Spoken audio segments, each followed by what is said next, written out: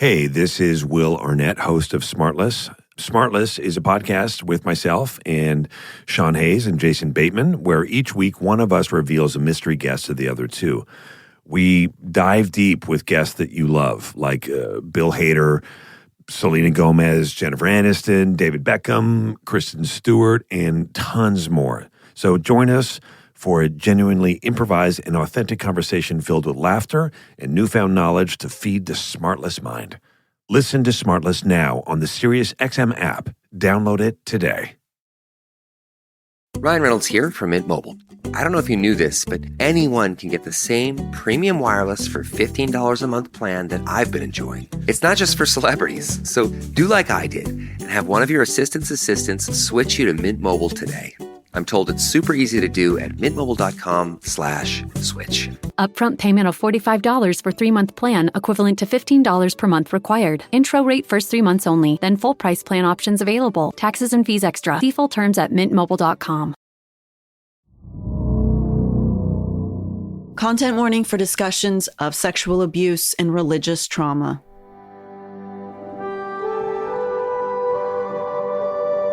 Girls, the flower by the roadside that catches the dust of every traveler is not the one to be admired, and is seldom, if ever, plucked. But the one blooming away up on the hillside, protected by a perpendicular cliff, is the flower with the virgin perfume, the one the boy will almost risk his life to possess.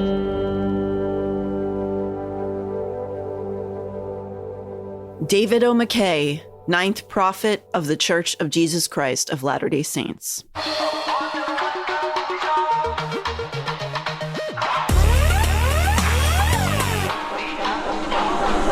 Someplace underneath.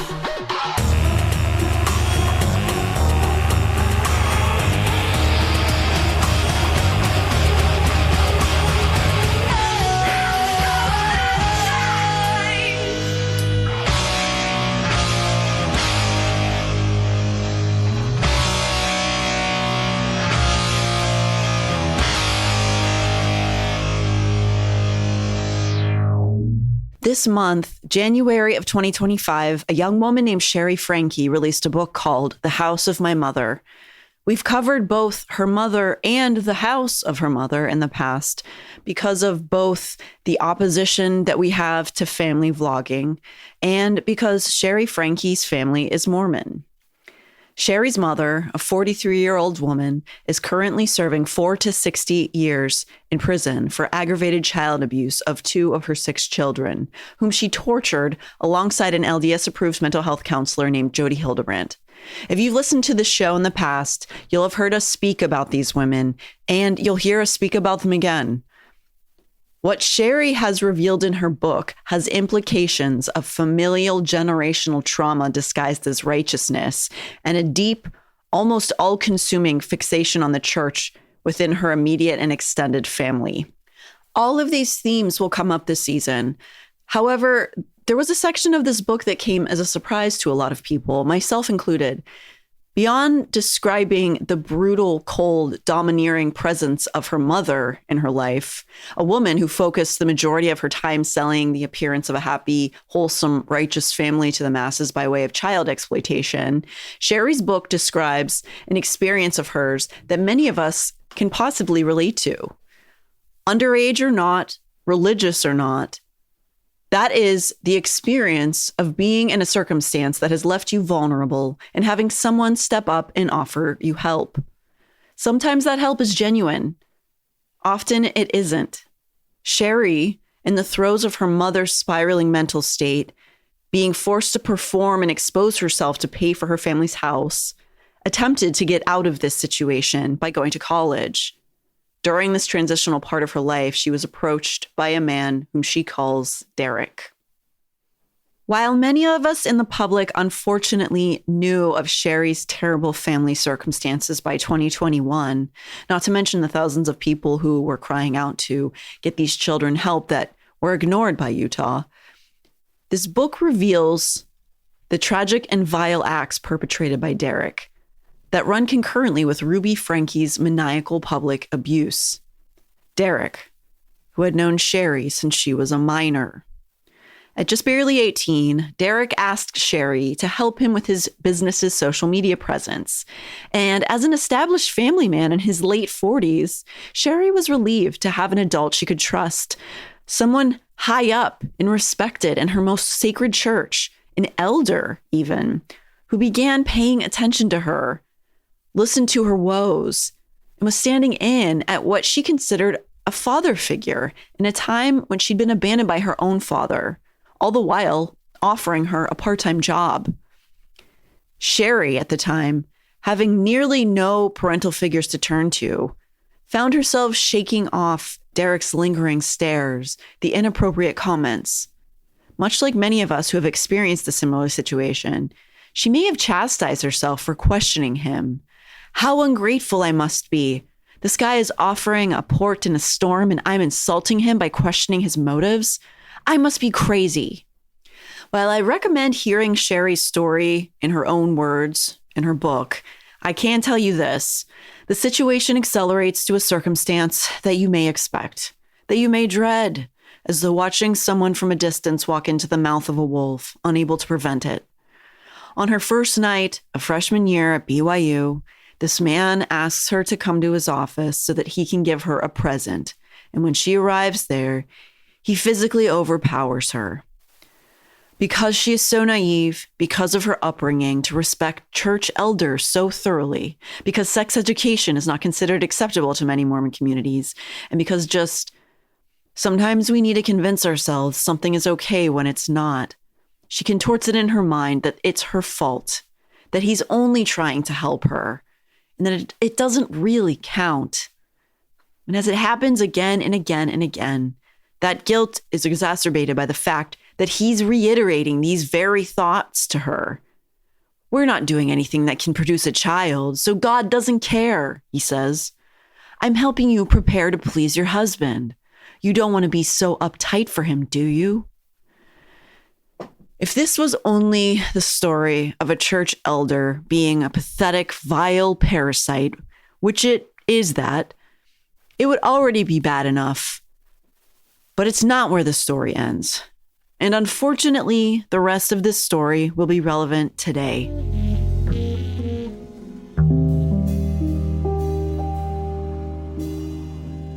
So yeah, even as we put out episodes, it's ever changing, ever growing lists. There's just this list that keeps growing and growing and growing of questionable and scandalous stories pouring out of the church. And I'm talking in the last 4 years, there's just a laundry list of cases that keep coming out about not just somebody in the church doing something like sexual assault, but them actively covering it up. There's all these cover-up problems. Right. Well, I wonder if it's kind of when a water balloon is super full and then you kind of poke it just to be like, oh, this case and then this case. And then it just a dam explodes and then everything comes out. And I'm sure a lot of people can't even voice that they were assaulted because they don't have that language. And the more futuristic we get, the more in tune we get, the more we know how to put words to those actions. Absolutely. And beyond that, even some of them, if they have the words, are absolutely intimidated and threatened by church officials. This is documented over and over again. So again, this is we were just bringing up even outside of this cover up of SA. Mormon Stories, for example, has just released another report of BYU purging progressive professors, which is something we covered a few episodes back, that every so often the church through the church. So essentially BYU again is controlled entirely by the heads of the church. They start to purge worldly thoughts every so often, maybe every few decades. They don't want, their students learning worldly ideas, only church thought. So every so often they feel as though, oh, no, they're getting too much information from outside. And so they purge professors, and they're doing it again right now. And they want every consideration those students have to be filtered through the Book of Mormon, no matter whether or not that really practically applies to stuff. Even if it's absolute and utter fabricated nonsense or harmful, they still want the kids to be thinking through, no matter what they're looking at in school, the Book of Mormon's there, and they have to look through the Book of Mormon, and then they can learn stuff through that. So a cult. No, Amber. No, it's different. It's different. You can't control people like that. They try. People, you can't, like, human beings are meant to expand and learn. You can't do that. And because that's not natural to do that, it does, again, as I've said before, my opinion is that it does make people start to go crazy. Yeah. And people who would normally use morals and internal judgment cease to do that with this weight of the church pushing down on them, which has shown time and time again that they're more concerned with themselves than the harm that might be being done to the members. And so I do think there's some stuff, these incidents that we're going to talk about today can sort of show you that this is a very widespread issue, and it's not just one-offs, that this is a systemic problem. So last episode, we were discussing just how invested the LDS bishops and authorities are invested in their members. They want to know everything about sex. Yeah, I made a little joke there, Amber. I saw you do that tiny smile. What a funny little joke I made. So they want to be invested in members' finances, in their relationships, in their schooling, and also in their sexual lives. That is something that they are supposed to discuss with their bishops. And with all that interest, you'd think, hey, maybe it's because, the church wants to make their churches safer places for the most vulnerable. Nope. There is no evidence to suggest this. But there is a lot of evidence to suggest the opposite. That is, when a member comes and discloses something like sexual misconduct to a trusted leader in the church, there's an established line of command. If you think of somebody pulling a silent fire alarm and how when that alarm is pressed, the fire department gets pinged, the police get dispatched, and that threat, in theory, the alarm is pulled to stop the threat, right? It's to eliminate the problem. But what if you view that threat at hand not being the perpetrator, but the victim is the threat? So with the fire alarm metaphor, it's not the fire that's the problem. It's the people who are going to get burnt by it. Why are they in the fire's way? Are they trying to get in the way of the fire's mission of taking all their stuff? And this is sort of the way that the church is viewing their version of a fire alarm when something happens like this. They're kind of blaming the victims and not the fire. They're going like, well, the fire's going to fire, it's going to burn stuff. So why are you in its way? Yeah, the victim should have been wearing flame retardant clothing. Yes, exactly. So their alarm system is sort of set up to help the fire and not the people being burned, right? See, I can objectify people just as well as the church. That's right. And also what a very timely topic you made. Yeah, because our city's on fire. That's right. And we're going to work like nothing happens. Yep. I mean, a lot's happening. A lot of people are hurt, and my heart goes out to them, especially the first responders. But oh, yeah. No, we are very, very grateful for all of the amazing human beings who have come forth, including the incarcerated firefighters who are being paid like $5 a day to save us. Yeah. That's how I've come to see over and over the church system behave in America in general, but specifically crafted and corporatized in the Mormon church to act as an alarm system for themselves, but not the victims. And so, as previously mentioned, LDS bishops are not ordained like in many other mainstream religions. So I looked because I wasn't really sure how this works, and there isn't a law stating that a priest or a minister or a pastor has to be there doesn't have to be like legal qualifications for them. Like say, a doctor would need a doctorate, or a therapist, professor needs certain certifications. Right. But if you're commanding that I come to you with my problems, my psychoanalyst problems, and you don't have that degree, that is the fire. I mean, I very much agree with you. Legally, however, that's not required. So each denomination in this country sets its own rules for who is the spiritual, like clergy-ish people. So like, for example, in Catholicism, it can take a long time to be considered eligible to hold priesthood. They have to go through like schooling and all this stuff. In Mormonism, bishops are chosen on a sort of recommendation system by other authorities, also known as stake presidents, and approved of by the first presidency. They are also volunteers who have other jobs. The first presidency, of course, is the very tippity top people. And so the first presidency guys are not on deck. They're not hands-on with the picking of bishops. There are reportedly over 20,000 bishops worldwide. So they're not going and talking to these people, or I should say guys. I don't have to be gender neutral because they're all men.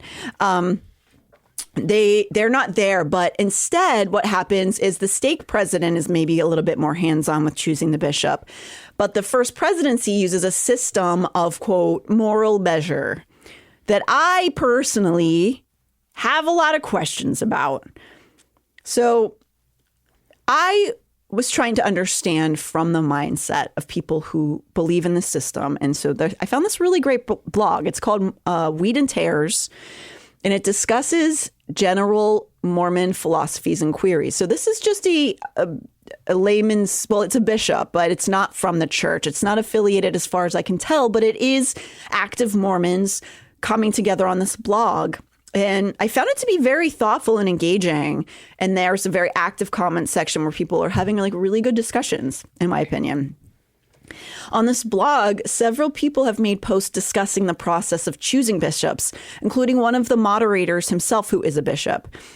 And this is how he breaks down what is entailed in the choosing of a bishop. And I'm talking about this because it's important based on the decisions, the power that they wield over these people in the churches. So let's learn about how bishops become bishops. Bishops are selected by the stake president, SP, but must have first presidency approval. They are told not to interview ward members about who would make a good bishop. He then goes on to quote 1 Timothy 3:2. The bishop must be blameless, the husband of one wife, vigilant, sober, of good behavior, given to hospitality, apt to teach. That sounds okay. Sure. It's not bad. Yeah. As a secular person, though, many of those qualifications seem to be sort of arbitrary and like not necessary. Yeah, like what do you mean given to hospitality? Like also husband of one wife. I mean, I understand like, yes, if it's a polygamist, that's not necessarily great. But let's go on to the guy who wrote all this stuff out on this blog. He goes by Bishop Bill, and he goes on to explain this. The form the stake president fills out includes questions about if the prospective bishop has ever had any disciplinary actions taken against him, regardless of the outcome. It also asks if he has ever had a divorce. So that's part of what the husband of one wife section is. He says, this Bishop Bill says that he later found out that he wasn't actually the first choice for his own ward's bishop, that the first choice was rejected by the first presidency way at the top because he didn't fill out this check form of being married to one woman. He was divorced. So this again means that the first presidency, of course, didn't go meet him. They said, even though the bishops are literally supposed to be called by God, they say, well, God may have called that guy, but God's wrong. And get your divorced dad energy off of my pulpit. That's right. So yeah, get your Nike shoes out of here. Exactly. Your New Balances. Yeah. Which is wild because it seems that either A, the first presidency really is just going off a checklist, or B, they're openly, with their full chest, being bold about wanting to have somebody who is, quote, stable enough to be constantly procreating. They may not state that, but that is the root of most of their policies. And it seems like maybe I'm harping on this, but there's reasons for that. So this is another thing that Bishop Bill goes on to say about the bishops he's had. While the SPs I've known generally tend to be successful businessmen, my last 4 were a dentist, CEO, surgeon, and business executive. Bishops tend to be working class people. My last 3 bishops have been 2 high school teachers and a sheriff. So I'm not harping on the divorce thing specifically because I think that's the thing that doesn't matter. But there's a phrase that many ex-mos and presumably current members use, and that phrase is bishop roulette, because the qualifications that the first presidency asks for, that the entire church asks for, all the way back to Joseph Smith, they don't necessarily have practical applications in everyday scenarios and are more focused on appearance of stringent patriarchal norms. So sometimes people have kind, thoughtful, considerate bishops, and some have full-on sex perverts or idiots. And sure, you could say that could be true about any position. You can't always know exactly who's going to be overseeing something you're doing.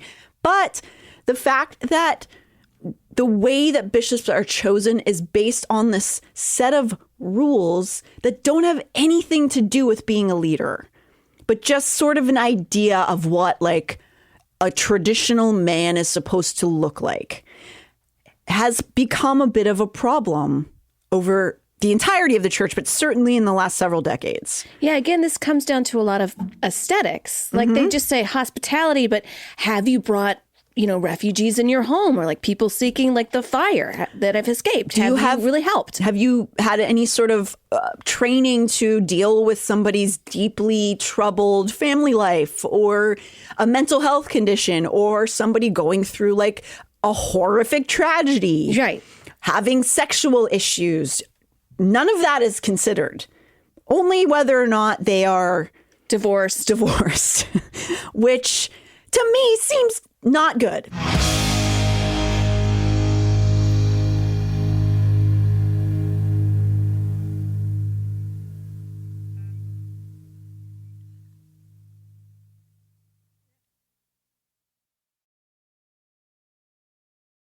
When summer vacation calls, it matters where you stay. And Hilton and SiriusXM are teaming up to bring you the music that matters to you, too.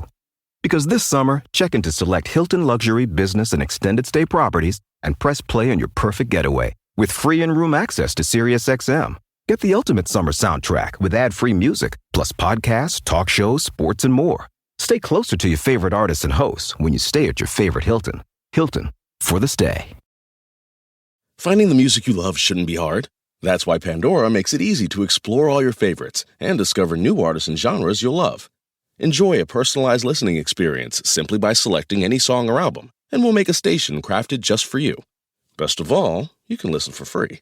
Download Pandora on the Apple App Store or Google Play and start hearing the soundtrack to your life.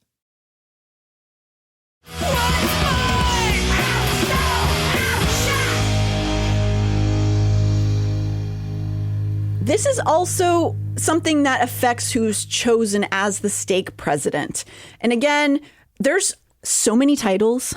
So just if you want a refresher, a ward, which is like a church, its own like local church, has a bishop, which is pretty understandable. A stake president is somebody who oversees a series of wards. Right, so they're the top of the bishops. Of the little section. Yeah. And then there's many stake presidents, over 3,000 in the world. So each stake president sees over their own little bundle of wards. So the stake president is chosen not that differently, and it has its own sets of pitfalls. The biggest, and I would say personally the most troubling difference of the way that a stake president is chosen and the way that a bishop is chosen is something that Bishop Bill also mentions on one of his blogs. When I was a bishop, my stake president told me that the timing of a bishop's release is made with inspiration, while the timing of a stake president's release is made by a computer in Salt Lake City. So it's not just the release. It's also the calling in general of a bishop, like we've said, is supposed to be divine. A stake president is almost a little bit more bureaucratic and like sort of just like like they just choose them the way you would an office manager. It seems like at least a lot more than it would be for the bishop, because the bishop's calling is supposed to be divine. So if those not totally understanding what I'm saying, being called a bishop is just that. You're being called. Nobody runs for bishop. They might like hint that they want it, but they are chosen by divine forces. Those divine forces are only ever penist. And until a few decades ago, the pale. And so the stake presidents choose to be who the bishop is? So the bishop is recommended, yes, amongst leadership in the church. The ward is not allowed to have a say. Women are never, ever allowed to have a say. A group of men, sort of the way that Masons work, almost the way that Joseph Smith took Mason stuff and put it in the church. They're the ones who say, God said to me that he's supposed to be him. So I'm getting this, they're saying Jerry. And I'm sure Jerry's never had to owe them a favor or anything like that nature. I'm sure that never happens. I consider it a bit sus how much of a fraternity it does appear to be. And we will talk about certain stories that I can point you to for why I think that. But yes, there does seem to be a bit of a boys club in there. And it is this sort of like it's like divination. But no, this metaphorical reading of tea leaves is not witchcraft because the men in suits do it. Okay? Right. Kind of like the Farmer's Almanac. It's witchcraft when I look through it. No, it's not. Of like when to grow vegetables, when the full moon is going to happen. It's wrong. This is witchcraft. You're being a bitch. It's different. Also, Easter, I found out that that's different every year because it's based off a full moon. This is crazy. Yeah. The older I get, the more I'm like, paganism and witchcraft and these weird sort of divine inspirations actually seep into politics. 100%. Business. And pretend they act like they doesn't. But it does. And then we're the ones that are like, she's crazy. She's just some kind of witch. Yeah. It's almost like some of these guys are real stupid. So do you think wearing a tie for all these generations is like cut off circulation? You know what I mean? Like just really tight. Yeah. So anyway, Bill here also mentions that, like bishops, when a new stake president is being considered, like I said, no women are able to give an input. And as far as background checks go, most still don't go through this process unless the area of the country they are in forces the hand in some way. The church only will go through that if literally forced by law. And I still think they kind of fudge it. We'll talk more about this. That they don't instigate mandatory background checks for bishops, but care deeply whether or not you're divorced is very telling of their priorities, in my opinion, and their deeply flawed and detached logic, which would line up with the fact that the three men who hold the vast majority of power in the church always, but currently specifically, the youngest one is 90 years old. So the three men who make all of the choices for everybody in the church, millions of people, literally millions, are over 90 years old. I don't want to be ageist here, but 90, you should be looking out a window and bird watching and like, let's de-stress, babe. Let's get you some prunes. Or I will add to add to the ageist thing. If you want to be active and working at that time in your life, you know, these guys are not like the cool grannies on TikTok walking around getting their own groceries, putting on looks and seeing human beings. They are not of this earth. They don't know anything. No, they're out of touch about what it is to walk around being a person. They literally, Amber, sit in an ivory tower physically. There's a picture of it I just put into the... Oh my God, fuck them. They sit atop an ivory tower and just like dole out things. Are we in Lord of the Rings, Natalie? This is what this is. Because you showed me the church and I was like, oh, is that Voldemort? And you're like, no, that's the Mormon church. It looks evil. The Salt Lake City Temple is ominous, in my opinion. And that is like the epicenter, the Mecca for Mormonism. And that is where those three men are. They have an office building directly next to it that has more of a corporate feel, but they literally sit in that temple all the time. It is an ivory tower where they have never probably not in their entire lives, but certainly not in the last 50 years, ever like engaged in culture, society. They don't understand technology, what's going on in the world. And they are just still like making these decisions, putting these men in place who they don't know, but they're like, well, he got divorced, so I gotta know what. Regardless of maybe that guy like had like a psychology degree, or maybe was like a decent human being who's done a lot of like charity work and like really cares about the community, but he got divorced. Sorry. But then the next guy goes in, he might check off all of the arbitrary boxes, but is also like sneaking into people's houses and smelling their feet while they sleep. And they're just like, well, he checked the boxes off. Oh, just their crooked, pointy fingers. You. So while we learn about the bishop selecting process, we then need to look at when, even if you win big in the bishop roulette, you know, you go, your ward has this guy who's like great and he's like really cool and smart and he's helpful to everybody. They are limited in the choices that they are able to make as bishops. And I want to say, I want to add the caveat. They are grown men. They do have free will and choice. But if these men, these bishops, wish to remain in the church for whatever reasons they do have limited options when they are faced with like a crisis. So this leads us to what we've sort of spoken of a little bit so far, which is the LDS Abuse Hotline. And this is something that you, as a bishop, are supposed to call basically immediately. If somebody, a member of your church, comes to you and says, my dad is coming into my room at night and I don't know what to do, or one of the elders in the church is like making me, do stuff with him in his office and I'm scared. Even if it's not somebody directly connected to the church. This is the thing that they're supposed to do first and foremost before anything else. No, statements about what you should do with the victim, how you should talk to them. They are to call this number. So this is what is listed on the public Latter-day Saints website. Abuse Hotline. Bishops and stake presidents can call this line 24 hours a day, 7 days a week to address abuse situations. The number in the United States and Canada is 1-800-453-3860, extension 2-1911. Legal and clinical professionals will answer questions and provide instructions. So not the police, huh? No. And so this abuse hotline, we got to talk about it. The fact, by the way, this is a good example of how many bishops there actually are in the world, that they have this just posted publicly on their website. Like they have so many people that they would need to wrangle that they just know that a bishop is going to have to you have to just go check the website to find out the number you're supposed to call. Like, it's just there for us to all see because they can't micromanage the number of people who are bishops. Can we call it?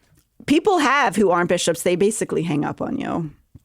But it's not listed privately because they can't have personal relationships with bishops. And so they're just like, call this number. Wow. I tried to look at some Mormon stuff online, but apparently you're given a number because they're like, what's your number? Fill it in. And I was like, I just made up a number. And they're like, no, that isn't right. That's probably your temple recommends number. Yeah. So that's a whole, that's because to be worthy of the temple and do all that stuff, you have to do all of the shit. It's so secretive. Oh yeah, absolutely. It's so weird because you could walk into a Baptist church and Baptist church, of course they have their own problems, but they'd be like, here it is. Here's the layout. This is what's going on. Please welcome. And then this is sneaky and you can't see the next level and give us some money. And there's a reason why it's referenced as comparable to Scientology all the time. Yeah. They share a lot of similarities for sure. And so as you said, and as we read out, this is not a number for victims. There's not a number at all that victims can call to reach LDS for help with sexual abuse. The abuse hotline began in the early 1990s. Prior to that, what we can tell by many people, especially ex-Mormons who've tried to disentangle how this all came to be the way that the church handles sex abuse cases. It seems is that prior to the 1990s, leaders used something called the Handbook of Instructions. And this was something that you would just pull out, analog years where it was like, look for a problem and you go through the book and it tells you how to handle all kinds of different things. There's a power outage at your ward, like all this stuff. But there was a whole section about if somebody commits a crime in your ward and what you should do about it. By the way, in that old handbook of instructions, in it, the most egregious crimes were embezzlement. More in the hierarchy of the instructions book, the worst crimes were embezzlement. Then later down the line, it was rape and incest. Yeah, don't you dare take my money. Yeah. So their handbooks prior to this hotline, though, which is really interesting, is that it just had all the current recommendations listed for the time for sexual abuse and rape. That would be in a doctor's office, in a therapist's office, police, right? It was what society said to do if somebody reported a rape. However, it can be theorized that that was in the handbook of instructions as a formality because people really didn't report sexual abuse before the 1990s. That was still the idea of just... the idea would be, Cindy was walking into the temple and a man was hiding behind a pillar and pulled her in. People who were being groomed and sexually assaulted by authority figures, that was never reported. You just went like, well, I guess he's had a hard day. So the reason they had that in there was because they didn't really ever have to use it. However, they saw the writing on the wall in the 1990s. People were beginning to talk about childhood sexual abuse. They were beginning to talk about grooming and familial issues, those kind of things that were still kind of broaching, but it was starting in the 1990s. Yeah, I think the 90s was like a big social awareness, maybe because the internet was first coming out. But people were talking, and they were talking about what is right and wrong. Because I remember my mother telling me that, her mother was beaten every day by her father. And I was like, no one came in and stopped it? Like, what about her parents? Because I know if I was being beaten, you would pull him away, right? And they're like, you damn right we would. And I said, well, then why did her parents not do that? And they said, that's just not what they did. Yeah. I don't think people thought abuse and assault was really that big of a deal. Or they just didn't know how to address it. Yeah, they might have, but then instead they internalized it and became mentally ill. Yeah. A whole generation. Yeah, and then just cycles and cycles and cycles. Yeah. And so that is sort of how the handbook of instructions talked about this subject. However, when people started having these conversations, this is also around the time of Satanic Panic. And so ritual sexual abuse was being brought up, even though a lot of it was not real. It did open the conversation about childhood sexual abuse that was happening. Mm-hmm.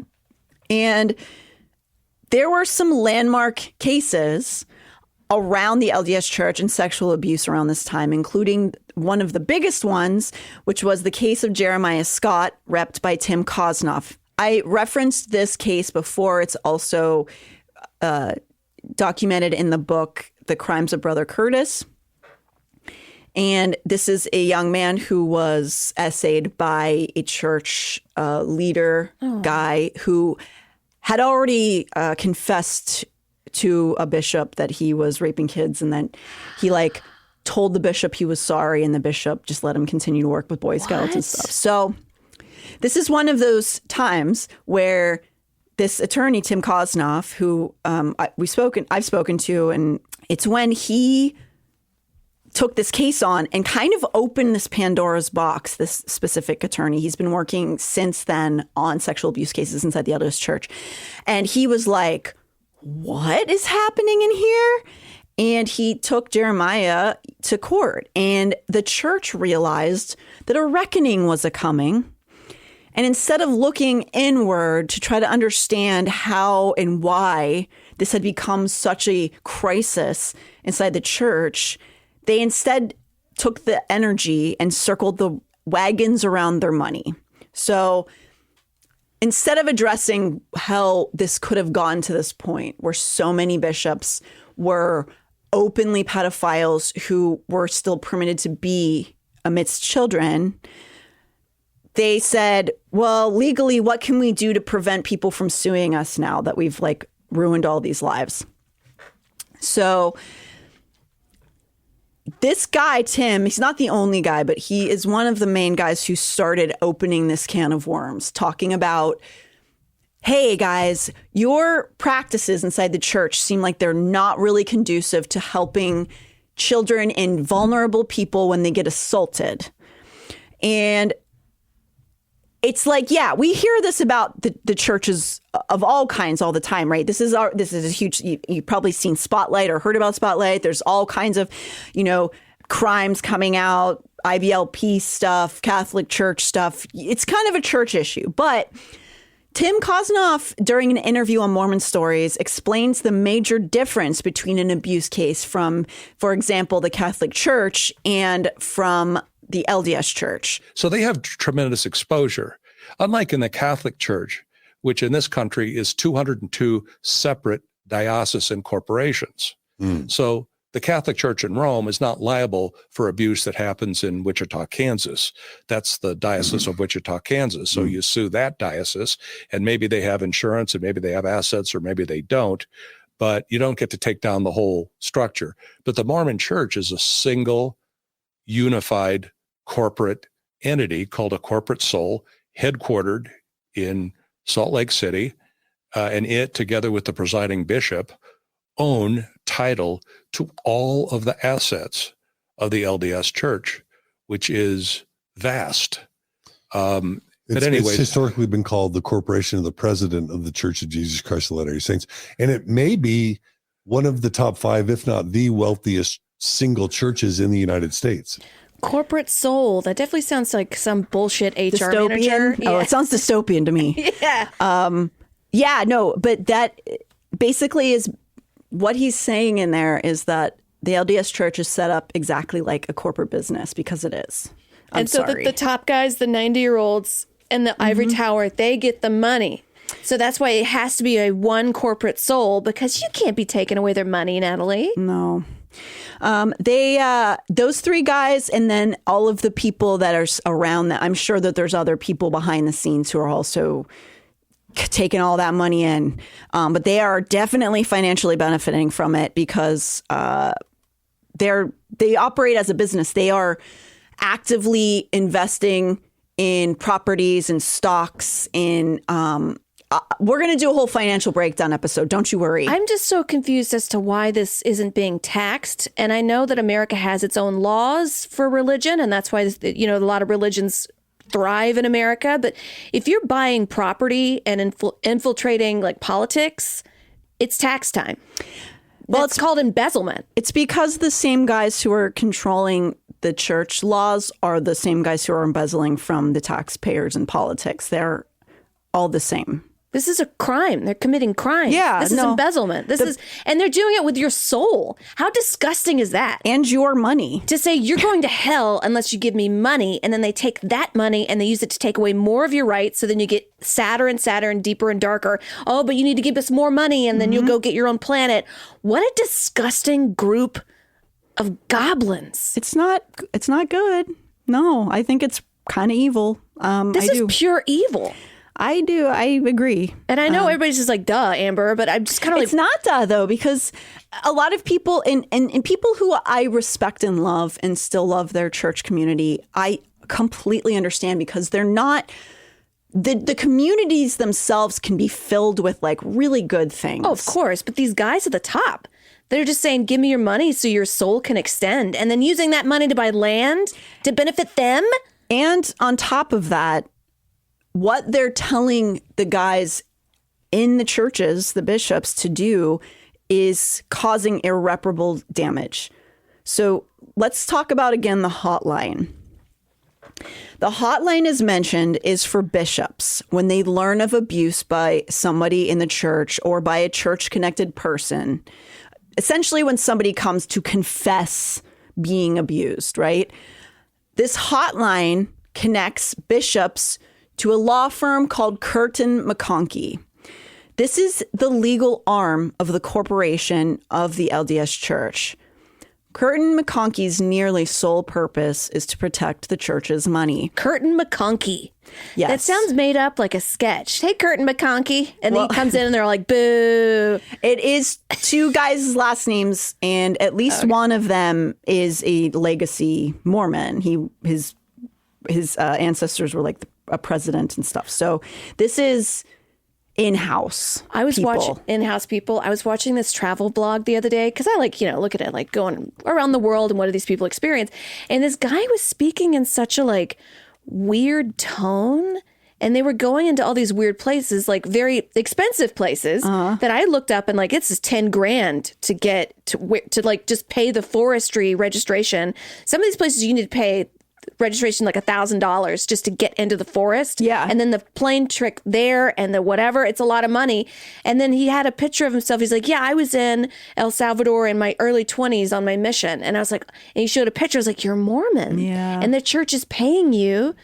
Again, we discussed this earlier. They don't directly pay them. It might be from YouTube views, but just the way he was speaking was something was interesting about it, and it's because he was a legacy Mormon and they were paying him and his wife to go travel the world and to show us on this YouTube ad, and it's all over our own ads too. I've been getting a lot of emails that say, I know, there's Christian ads, and I'm hearing stuff all over when I go to Taco Bell. I'm hearing it in the cab. I'm hearing all this God is an awesome God, and it's freaking me out.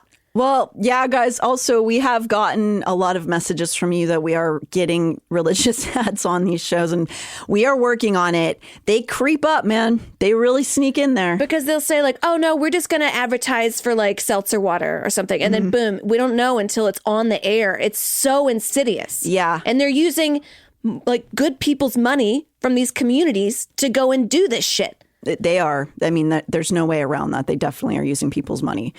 The LDS Church is absolutely taking money from every single member. Every member in good standing gives, again, 10% of their yearly income, plus other things like fast offerings. Everyone, 10% of their income every year.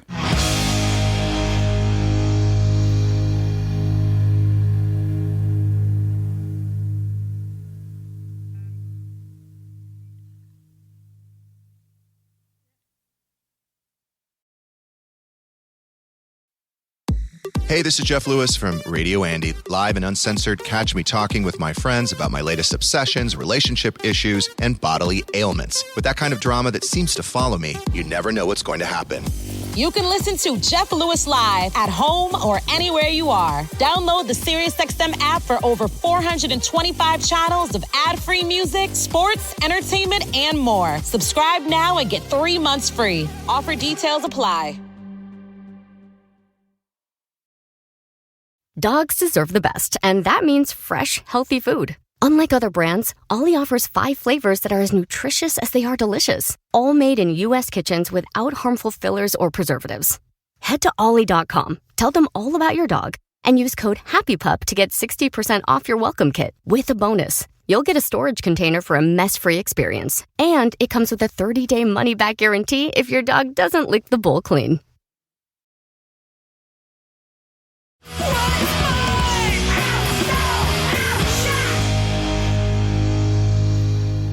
But the thing, you need community. So what are you going to do? Leave? All your friends, family, everything you've known? Well, that's one of the issues. So again, Curtin McConkey, of course, they're a law firm. Of course, their job is to protect the church's money. And occasionally it will also defend its most controversial practices. There are a list of controversial things that it's not really their fault. They're doing their job as lawyers, but it is gross what they've defended the church and won over. Everybody deserves a lawyer. Absolutely. But this is gross.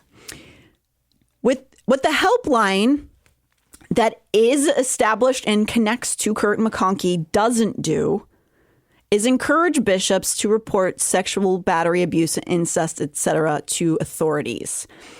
So I will post these on the internet, but what we're looking at, Amber, right now is leaked documents from the late 90s. This is something the public's not supposed to see. This is a piece of paper that bishops were being sent during this one specifically is dated October 21st, 1999, and this was leaked to Tim Kosnoff. He was not supposed to be able to see this. Well, I'm looking at the first question. Does your call concern child sexual abuse, which may have occurred on church property? Check yes or no. Yes. So this is it says at the top of this, protocol for abuse helpline calls. And so this is for when a bishop hears some horrible thing that's happened to some poor kid. He goes over to this piece of paper and he makes the hotline call. And it says towards the top, tell priesthood leaders that no identifying information should be given. Use first names only. That is first thing I want you to listen to. Here is something else there's a checklist of questions that you have to check off yes and no to. Number 5 of 6 is, are you aware of previous child sexual abuse or tendency towards sexual abuse by the alleged perpetrator? The rest of the questions kind of follow suit in the same manner. And what you can surmise, and this has also been analyzed by legal professionals, but what you can take from this, that these are questions entirely about liability of the church. Does it say, is the victim safe? Does the victim have resources to receive help? Does the alleged perpetrator have access to children at this time? No, it doesn't ask any of those questions. It asks questions that lawyers need because the protocol for abuse helpline calls is specifically to protect the church from people trying to take money from them because they were raped by somebody in position of power in the church. There is nothing that bishops are given that is to help a victim. And in fact, they are encouraged to not help the victim. This instruction list is coming with the approval from the first presidency. It is coming from Curtin McConkie. The next little section of page that these people were getting in the late 90s, and by the way, this is probably still different. It's different now, but the practices on the outside have not changed at all since this time. So I doubt that it's that different what they're being told. So towards the top, there's some legal terminology in here that doesn't sound necessarily terrible, right? After the abuse helpline worker has obtained all the facts and background information, he or she should determine whether or not the incident of child abuse has already been reported to child protection or law enforcement authorities. If not, abuse helpline workers should instruct priesthood leaders to encourage an interested person to report the abuse. So when you hear that at first, you're like, oh, okay, they're encouraging somebody to report abuse. Again, later on after that, it says if a priesthood leader recommends that a perpetrator report the abuse to civil authorities, he should also recommend to the perpetrator that he or she should consider obtaining legal counsel. Oh, so the bad person has to get legal? So what? Yeah. This is all much more insidious than it might read the first couple times you read it. Abuse helpline personnel should never advise a priesthood leader to report abuse. Counsel of this nature should come from only legal counsel. So what that is all saying, in very carefully crafted legal terms, is do not learn the alleged abuser's last name so that you can't be held accountable and you can't be subpoenaed.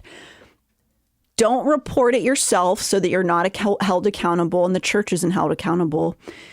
And don't advise any bishop. So the helpline people should not advise a bishop to report this to the police. I'm sure you've heard the term mandatory reporter. It turns out not all clergy are required to be mandatory reporters. And not only that, the LDS Church is encouraging mandatory non-reporting. That's so weird. Like, a lot of my family are in, they're teachers. Mm-hmm. And if a student comes to them and like says something about self-harm or coming from the family, they're required to report that. Yes, that's a mandatory reporter. Yeah. Yeah.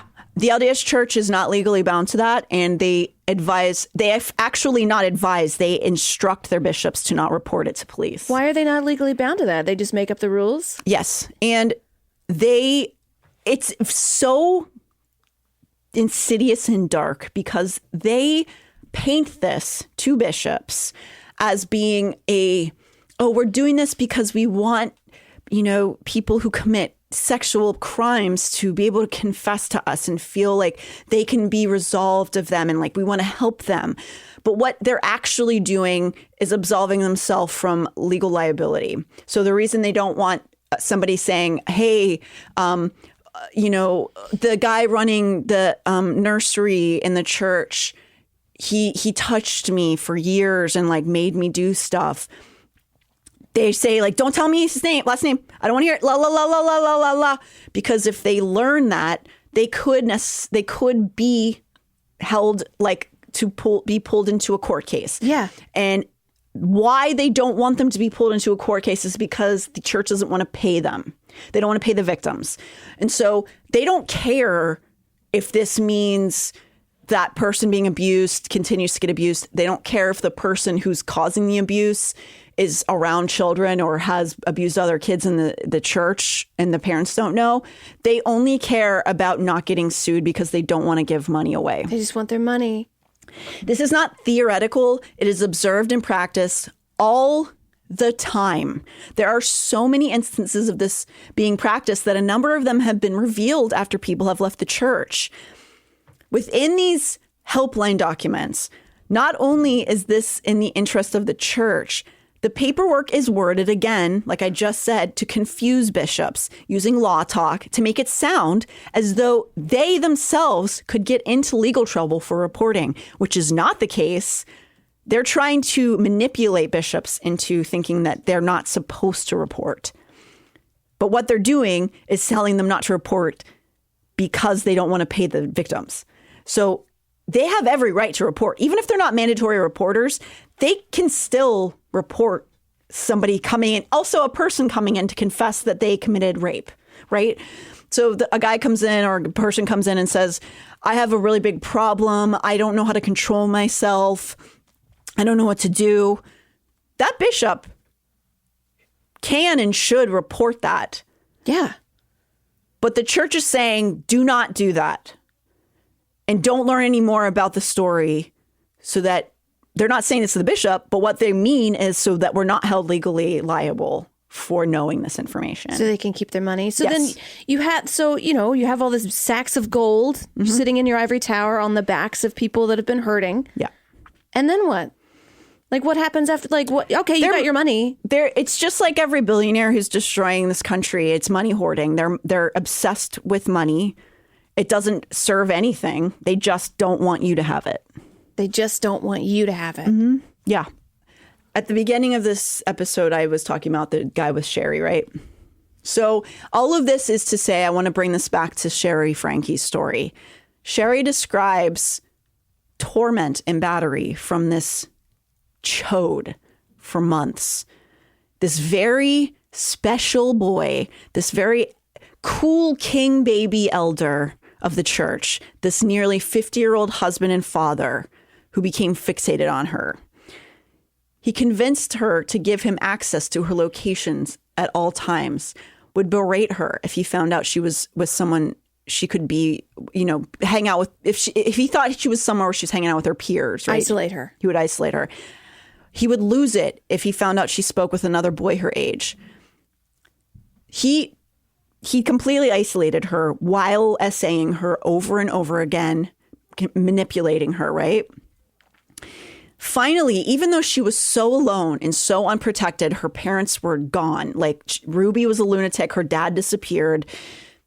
Even though she was so scared and really was like looking for any adult figure to help her, she decided she couldn't take this anymore, even though he was fucking gaslighting her the whole time. This is an excerpt from her book. One day, as Derek and I sat in his office, the curtains drawn, I tried meekly to confront him and address our situation. It took all the courage I had. I don't know if this is right, Derek, I said slowly, my heart racing. I shouldn't be here, right? Not like this. What if someone finds out? It would be terrible for everyone. He leaned back in his leather chair, cool as a cucumber. Sherry, you worry far too much. In God's eyes, we're not doing anything wrong, and that's all that matters. I fidgeted with the hem of my skirt, my stomach twisting in knots. But how can you be so sure? Sherry, I'm an elder in the Melchizedek priesthood. I'm responsible for the spiritual and temporal well-being of the men in my quorum. Do you really think I would do anything to jeopardize my calling? Melchizedek. I don't know, guys. If I'm saying that incorrectly, I don't actually care. Melchizedek. Melchizedek priesthood. So just abusing his power? Yes. His unchecked power? So this is a phrase that they use in the Mormon church, right? And I got to tell you, I tried really hard to look up exactly what this means. But so much of the definition is such a word salad because it's just a title men give each other, like High Pumbaa of Shit Mountain.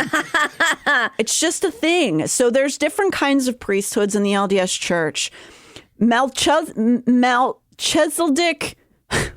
priesthood is the top kind of priesthood.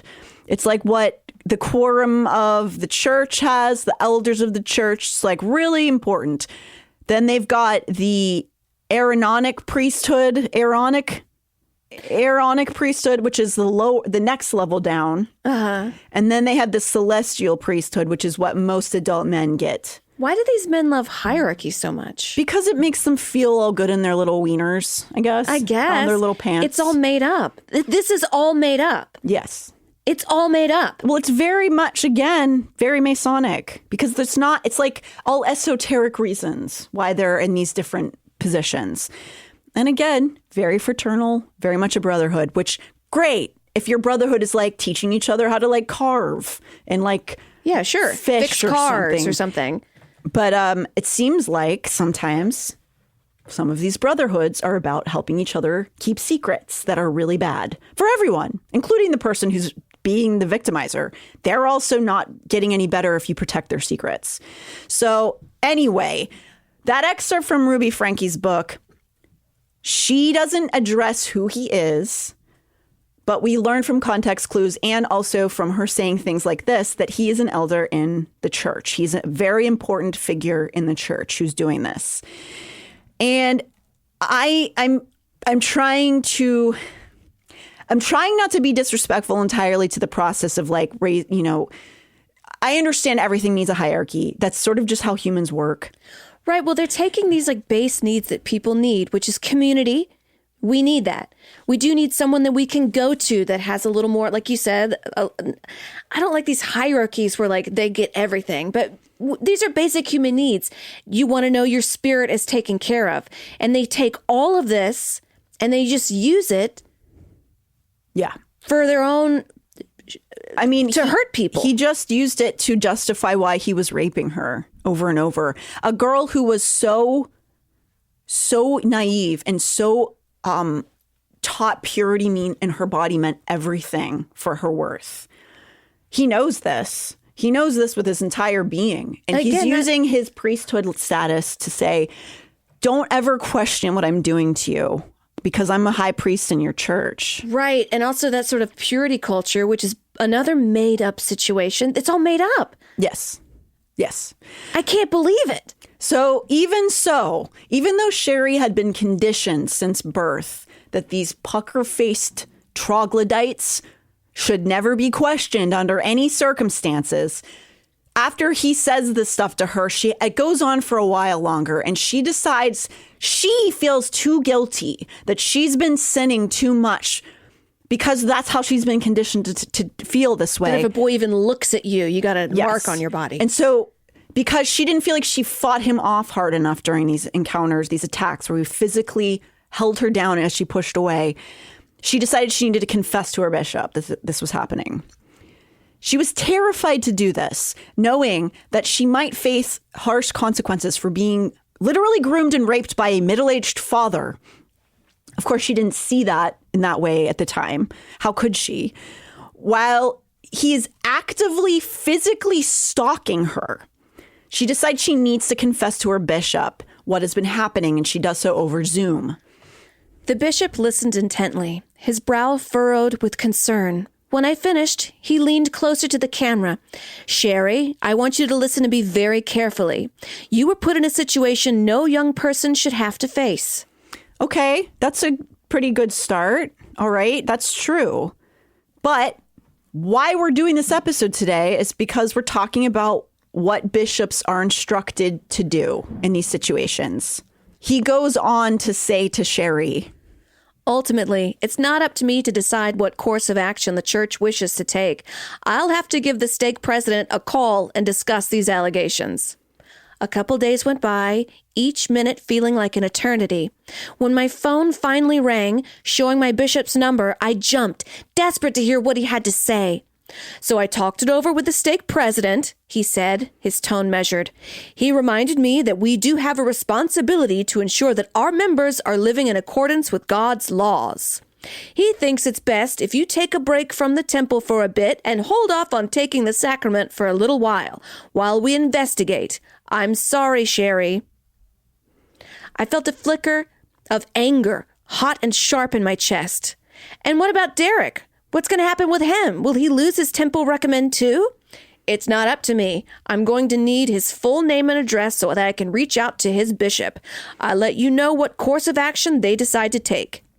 Derek received no disciplinary action whatsoever.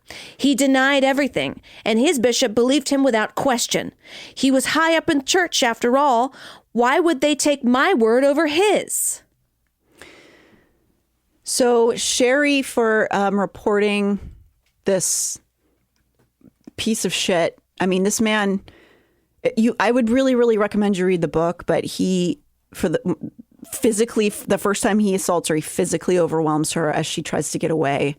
He continues to do so, tells her things like he's helping her train to be pleasing to her husband. And, I don't want you to be dry bitch for him or anything. I added that terminology, but that's what he was telling her. And she confessed this to her bishop, and she was punished and he was not. Yeah, because she got asked to leave. And if this is all you know, this community, I mean, that's a death sentence. Well, so everyone I've spoken to about this sort of thing, not being able to take the sacrament is a form of humiliation. People look at you and go, oh, they did something really bad. Wonder what horrible thing they did. She was a victim the whole time. Yes. She did nothing wrong. But that's what they told. That's how they ended that, because whether or not her bishop felt like it shouldn't have panned out this way, they were just following the rules. Following the rules. And then he gets to go on, and that's fine because he's got his buddies at the top. And the way they constructed it is nobody else can get in and nobody can question them. And then they get the money and they get all the resources, and fuck you for ever trying to take that away from us on a made up constitution. Your whole thing is wrong. Joseph Smith is a liar. All of this. I mean, you're not making it up. I don't understand, and how they're so powerful. And they got so powerful so quickly because they have all of these kids, because they're indoctrinating young girls from a young age. And what? So you're 25, you've got 5 kids, and you start realizing this is all made up bullshit. You can't go anywhere. No. You're trapped. You're trapped forever. Yep. They know what they're doing. Yeah. These people have to go. Coming up, the practice of snuffing out cases of severe child abuse is not a new phenomenon for the leadership of the Latter-day Saints. This was happening even before the hotline was installed. Come back next week to hear about some cases from the mouths of those who were affected.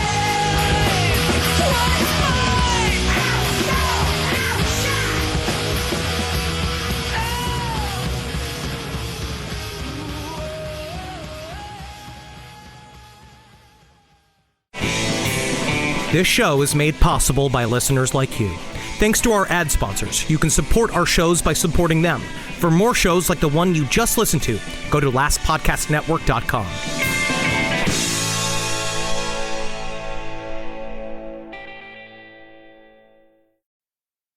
Hey, this is Jeff Lewis from Radio Andy, live and uncensored. Catch me talking with my friends about my latest obsessions, relationship issues, and bodily ailments. With that kind of drama that seems to follow me, you never know what's going to happen. You can listen to Jeff Lewis live at home or anywhere you are. Download the SiriusXM app for over 425 channels of ad-free music, sports, entertainment, and more. Subscribe now and get 3 months free. Offer details apply. Hey everybody, Conan O'Brien here with an ad about my podcast, Conan O'Brien Needs a Friend. I've had so many fantastic conversations with people I truly admire, people like Michelle Obama, Bruce Springsteen, Maya Rudolph, Tom Hanks. New episodes are out every Monday, and we have a really good time, so subscribe and listen wherever you get your podcasts.